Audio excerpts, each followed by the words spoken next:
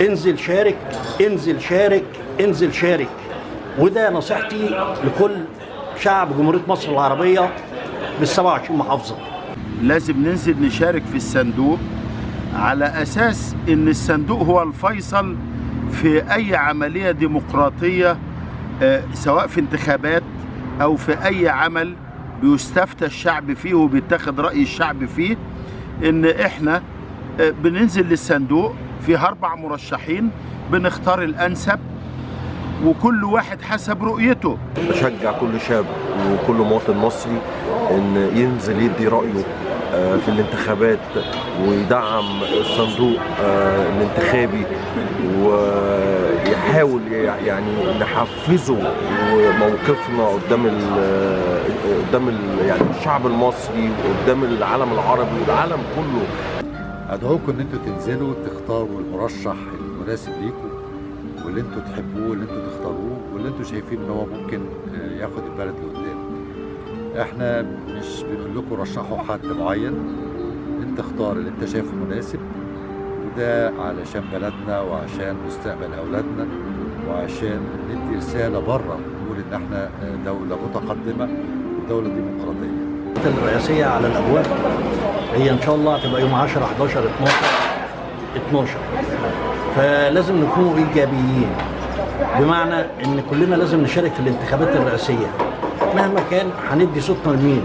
هندي للي هو شايفينه الاصلح، اللي هو هيفيدنا في السنوات القادمه، اللي هو عمل لنا الاساسات. تماسكنا ووحدتنا واثبات ديمقراطيتنا في الاختيار لرئيسنا القادم اللي هيقدر يجابه الازمات دي كلها. عاوزه راجل متمرس، راجل فاهم، راجل يقدر يقرا الحسابات الدوليه صح، راجل يقدر يفدي سفينة الوطن من الأمواج العاتية المحيطة بالسفينة الوطن، راجل فاهم استراتيجية صح، الحسابات كلها مدروسة، حسابات سليمة. إنما إن إحنا مثلا نختار خطأ أو ما نشاركش بنسبة 80-90% في الانتخابات دي هتؤخذ علينا كشعب. فلازم كلنا ننزل نشارك، لان عيون العالم كلها مترقبه الحشد اللي هينزل، ولو ما نزلناش هنخذله بلدنا، مش وهنخذله نفسينا وهنخذله اولادنا والاجيال اللي جايه القادمه. فكلهم يعني كل اللي طالع دلوقتي انا بشوف في الانتخابات دلوقتي شباب ليه حق الصوت الانتخابي بينزل بينتخب، فدي حاجه ميزه كويسه قوي. فاحنا لازم كلنا باعداد، مش شرط ندي مين، بس ننزلوا نشاركوا مشاركه ايجابيه، وصوتنا امانه، الصوت امانه. عالم نثبت ان احنا ناس بنختار عن طريق الصندوق الانسب، علشان ما فيش حد ياخدها علينا ويقول لك ان ما فيش انتخابات حره، ما فيش ديمقراطيه في مصر. لا، احنا بنقول لهم في انتخابات وفيه كل واحد بيدلب رأيه بحرية كاملة، لأن احنا قدام الشعب المصري كله يعني قاري المشهد كما يجب أن يكون.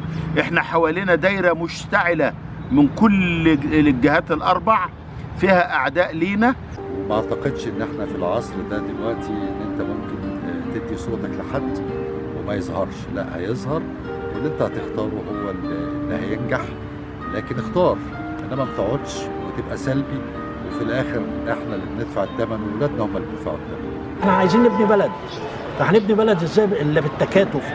التكاتف في ايه؟ حاجه زي الانتخابات لازم ننزل كلنا نقول راينا، لازم نقول للراجل اللي هيمثلنا.